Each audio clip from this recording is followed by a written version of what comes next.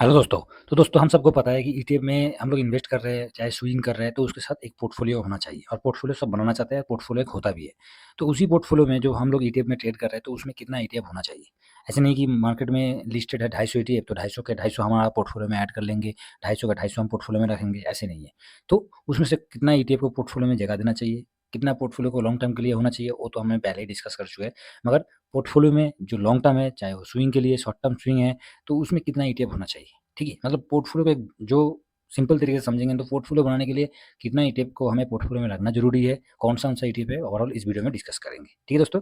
तो चलिए, आगे बढ़ने से पहले चैनल को अगर फर्स्ट टाइम विज़िट करें ज़रूर सब्सक्राइब कर लीजिएगा, ठीक है? साथ में बेल आइकन ज़रूर प्रेस कर लीजिएगा क्योंकि इस चैनल के ऊपर दोस्तों मैं जितना भी वीडियो अपलोड करता हूँ, वो ईटीएफ के रिगार्डिंग डिस्कस करता हूँ। बाकी ये अनाप-शनाप कुछ ऐसे भी और टेलीग्राम चैनल है, उसको आप जॉइन कर सकते हैं, बिल्कुल फ्री है।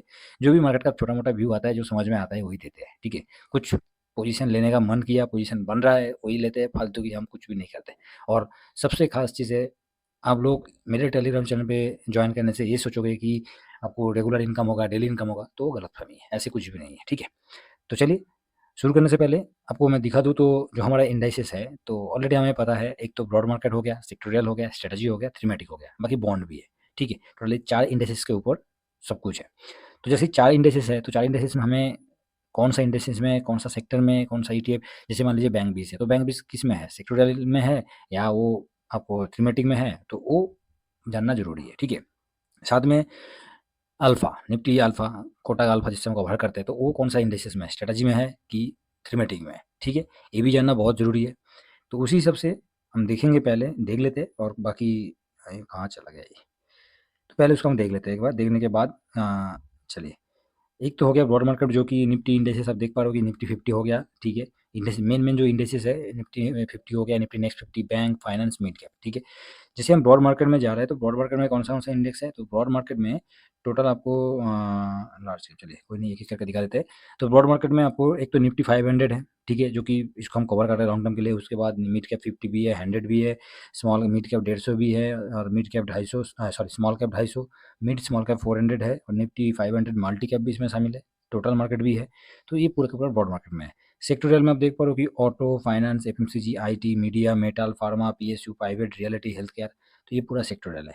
साथ में ऑयल एंड गैस भी है और स्ट्रैटेजी में जाएँगे तो अल्फ़ा, उसके साथ-साथ लो वोलेटिलिटी 30 हो गया, लो वोलेटिलिटी अल्फ़ा लो वोलेटिलिटी 30, अल्फ़ा 50, मोमेंटम 30, तो इस तरीके से स्ट्रैटेजी में है। बाकी थीमेटिक में जाएँगे तो डिफेंस वगैरह इसमें आपको मिल जाएगा, सीपीएससी, कमोडिटी, इंफ्रा, ठीक है? इंफ्रास्ट्रक्चर, सीपीएससी, कमोडिटी हो गया, उसके साथ और नीचे जाएँगे तो डिफेंस भी आपको मिलेगा और मैन्युफैक्चरिंग भी इस जगह पर मैन्युफैक्चरिंग आपको दिखाई दे रहा है, डिजिटल इंडिया डिजिटल जो है और ईवी भी इसमें आपको दिखाई देगा, ठीक है? कैपिटल मार्केट, ईवी और उसके साथ डिफेंस, तो इस तरीके से है, ठीक है? मोटा-मोटा मैं दिखा रहा हूँ, इससे पहले हमने डिस्कस किया। तो अभी इसमें इसमें हमारा पोर्टफोलियो के साथ कौन-सा इंडेक्स को लेना चाहिए। तो उसके लिए दोस्तों मैं आपको पहले निफ्टी 50 का जो थीम है, सेक्टोरियल है, उसको पहले देख लेते हैं। उसको देखने से क्या होगा हमारा, जो कि निफ्टी 50 है, मान के चलिए कि मैं निफ्टी 50 ओपन करता हूँ, तो इधर निफ्टी 50 ओपन करने के बाद इसका सेक्टर की तरफ जाएँगे, ठीक है? क्योंकि हर एक चीज़ आपको स्टेप बाय स्टेप करना चाहिए। जब पोर्टफोलियो आप बना रहे हो, पोर्टफोलियो में स्विंग कर रहे हो, अलग बात है। स्विंग आज लिया, मेरे को 6% 10% दिया, मैं निकल गया, वो अलग है, ठीक है? फिर भी पोर्टफोलियो में हमेशा तो ऐसा नहीं कि 50, 60, 70 जितना भी कैपिटल हो, पोर्टफोलियो ज़्यादा बड़ा भी नहीं होना चाहिए, मतलब डाइवर्सिफ़ाई होना नहीं चाहिए कि बहुत ज़्यादा मैंने खरीदारी करके रख दिया, ठीक है? तो आप देख पा रहे हो कि निफ्टी 50 की बात किया जाए तो फाइनेंस सर्विस आपको कितना 37.86, मतलब इसका वेटेज सबसे ज़्यादा होते हुए दिखाई दे रहा है फाइनेंस का। और फाइनेंस का जब इसका 37.86 सिर्फ निफ्टी के ऊपर दिखाई दे रहा है वेटेज। तो फाइनेंस को हम किससे कवर कर रहे हैं? फाइनेंस को हम कवर कर रहे हैं, पूरा का पूरा बैंकिंग सेक्टर को कवर कर रहे हैं। एक तो बैंक 20 है, जिसको निफ्टी बैंक से हम निफ्टी बैंक को बैंक 20 के माध्यम से कवर कर रहे हैं, ठीक है? उसके साथ दूसरा अगर देखेंगे तो बीएफएसआई जो कि फाइनेंस को कवर कर रहे हैं, ठीक है? तो 2 हो गया। उसके साथ एक तो होता है आपका प्राइवेट बैंक को कवर कर रहा है और एक होता है पीएसयू को कवर कर रहा है, ठीक है? तो ये चारों के माध्यम से 4 जो ईटीएफ है पूरा का पूरा बैंकिंग सेक्टर को हम कवर कर सकते हैं। तो ओवरऑल इसमें हम फाइनेंस को कवर कर रहे हैं, जैसे ही फाइनेंस का वेटेज कितना है इस जगह पर 37 है। तो 37 का वेटेज है, मतलब क्या हो गया? तो 37 का वेटेज मतलब फाइनेंस का एक बहुत इंपॉर्टेंट रोल आपको इस जगह पर दिखाई दे रहा है, ठीक है? उसके बाद 10.45 कौन-सा है? आईटी है, ऑयल एंड गैस आपको 9.99, तो ये 3 सेक्टर आपको दिखाई दे रहा है, ठीक है? ये भी सेक्टोरियल हो गया, ये भी सेक्टोरियल हो गया, ये भी सेक्टोरियल हो गया। उसके बाद ऑटो हो गया और मेटल भी है, फास्ट मूविंग है, तो अलग-अलग सेक्टर है। हमें देखना है, पहले जो दिखाना है देखना है कि कौन-सा सेक्टर में ज़्यादा वेटेज है और कौन-सा सेक्टर में कैसे वेटेज चलते हुए दिखाई दे रहा है। तो ये तो निफ्टी 50 का हो गया, एक बार स्मॉल कैप का देख लेते हैं, ठीक है। स्मॉल कैप 250 के ऊपर चलते हैं, स्मॉल कैप को एक बार नज़र मार लेते हैं। तो मैं लिख के दूंगा कौन सा ईटीएफ है, लिख के दूंगा, समझ लेते हैं कि कौन सा ईटीएफ को हमें लेना चाहिए और कौन सा ईटीएफ को पोर्टफोलियो में रखना चाहिए, ठीक है। तो इसमें आप देख पा रहे हो, इसमें भी फाइनेंस का वेटेज आपको कितना दिखाई दे रहा है, 21.82। कैपिटल गुड आपको दिखाई दे रहा है 13.49। हेल्थ केयर भी आपको दिखाई दे रहा है। ये किस में है, ये स्मॉल कैप 250 में है। कैपिटल गुड में देखा जाएगा तो कौन सा है, आइनॉक्स वन से लेके ये सब इसमें है। कैपिटल गुड में पूरा का पूरा स्मॉल कैप के ऊपर है, ठीक है। तो इसमें भी हमने क्या देखा, इसमें हमने जो सेक्टर है, एक तो फाइनेंस को देखा है और दूसरा हेल्थ केयर को देखा, और साथ में तीसरा हमने कैपिटल गुड को दिखाई दिया, ठीक है। आईटी इसमें कम है, आईटी इसमें कम है। चलिए आगे, स्मॉल कैप हो गया, और एक क्या देखना है हमें, मिड कैप देखना है, ठीक है। मिड कैप 150 का देखते हैं, क्योंकि ब्रॉड मार्केट में है तो मिड कैप 150 भी देखना बहुत ही ज़रूरी है, ठीक है। तो मिड कैप 150 हमने ब्रॉड मार्केट में लार्ज कैप देख लिया निफ्टी 50 के ऊपर, उसके साथ साथ स्मॉल कैप देख लिया, और अभी मिड कैप 150 की तरफ जाएंगे। तो मिड कैप 150 आपको फाइनेंस 23.25, ठीक है। 23.25 जो है फाइनेंस का वेटेज है, ओके। तो इसमें भी देख पा रहे हो कि इसका मिड कैप का जो है कैपिटल गुड आपको दिखाई दे रहा है, और साथ में हेल्थ केयर है, ठीक है। तो फाइनेंस का वेटेज हर जगह दिखाई दे रहा है हमें। तो हमने क्या देखा, तीनों ब्रॉड मार्केट में, एक तो लार्ज कैप में निफ्टी 50 हो गया, उसके साथ साथ स्मॉल कैप देख लिया, मिड कैप देख लिया, और लास्ट और एक चीज़ देखेंगे जो कि निफ्टी 500, ठीक है, जो कि 500 स्टॉक के ऊपर है। ये क्यों डिस्कस कर रहे हैं और इतना टाइम से हम क्यों देख रहे हैं, इसका रीज़न आपको अभी पता चल जाएगा, जो कि ये सब चीज़ देखने से तभी हमें अच्छा एक पोर्टफोलियो में अच्छा ईटीएफ को रखने में बहुत मदद करता है, ठीक है। तो इसमें भी आप देख पा रहे हो कि इसका क्या है, निफ्टी 500 सब ब्रॉड मार्केट में हम डिस्कस कर रहे हैं, सेक्टोरियल नहीं। सेक्टोरियल तो हम इसमें से चुनेंगे ना।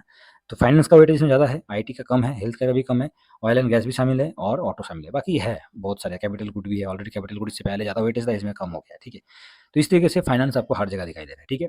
तो हम लोग अभी चलते हैं दोस्तों, कौन सा ईटीएफ को पोर्टफोलियो में रखना चाहिए, तो उसको हम देख लेते हैं। तो इसके लिए मैं एक ब्लैंक जगह बना लेता हूँ सफ़ेद वाला, जिससे कि समझने के लिए आसान भी हो जाएगा और हम सही तरीके से हम समझ लेंगे, ठीक है।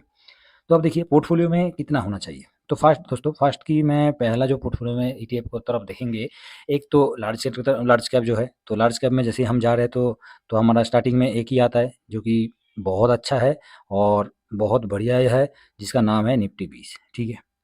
तो मैं आराम से आपको समझ लीजिए कि क्या है ये और क्यों रखना चाहिए, ठीक है।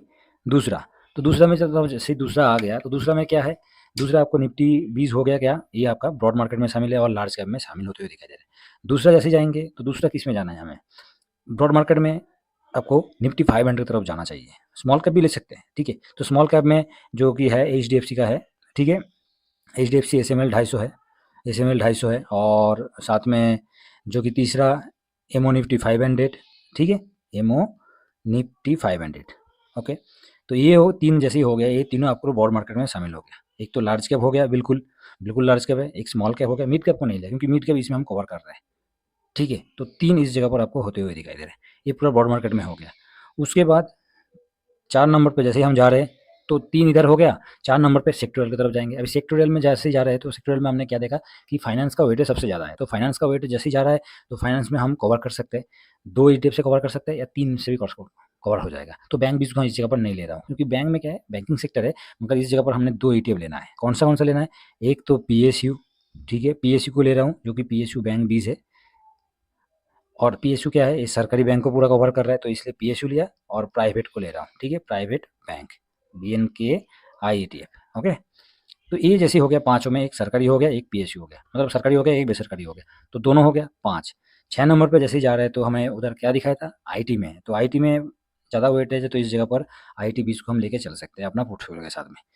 तो इस जगह कितना हो गया, टोटल आपको 6 हो गया। सेक्टोरियल में और क्या ले सकते हैं, तो सेक्टोरियल में जैसे हम जा रहे हैं तो देखा कैपिटल गुड भी है और साथ में हेल्थ केयर भी है। तो हेल्थ केयर को आप कवर करना चाहते हो तो फार्मा, ठीक है, फार्मा 20 से भी कवर कर सकते हो।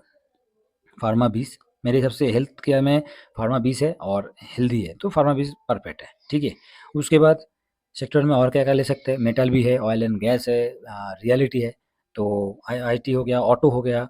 तो इसमें से कुछ नहीं करना है, एक ही मैं ले सकता हूँ इस जगह पर। आप इसमें एमओ रियलिटी को ले लीजिए, ठीक है, अच्छा खासा एमओ रियलिटी हो गया।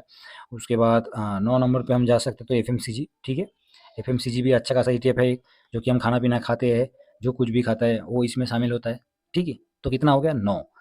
ये सेक्टोरियल का, इससे ज़्यादा नहीं लेना है। और भी एक इसमें ऐड करके आप ले सकते हो, ठीक है, ऑयल आई ईटीएफ। तो इसका जो मैं बता रहा हूँ, ये अच्छा ईटीएफ है जो कि आप अपना पोर्टफोलियो में जगह दे सकते हैं। ठीक है, कोई रिकमेंडेशन नहीं है, सिर्फ आपको जानकारी के लिए मैं बता रहा हूँ। ठीक है, 11 नंबर पे आता है सेक्टोरियल, हमारा पूरा खत्म हो गया। स्ट्रेटजी की तरफ जाएंगे। स्ट्रेटजी में 2 ईटीएफ को मैं सजेस्ट करता हूँ, सबसे ज़्यादा पसंद भी करता हूँ। एक तो अल्फा वाल्फा मेरे को इतना नहीं है, क्योंकि वो बहुत ज़्यादा स्विंग के लिए वॉलेटिलिटी है।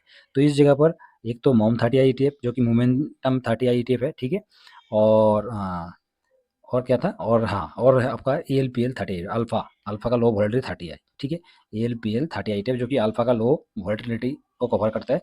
तो ये हो गया। ठीक है, तो टोटल आपको 12 इस जगह पर हो गया। स्ट्रेटेजी इंटरेस्ट खत्म। उसके बाद आता है थीमेटिक। तो थीमेटिक में जैसे ही जा रहे हैं, थीमेटिक में एक ही ईटीएफ इस जगह पर मैं ले रहा हूँ। एक तो सीपीएससी है, सरकारी में सीपीएससी है, आईसीआई बी22 है।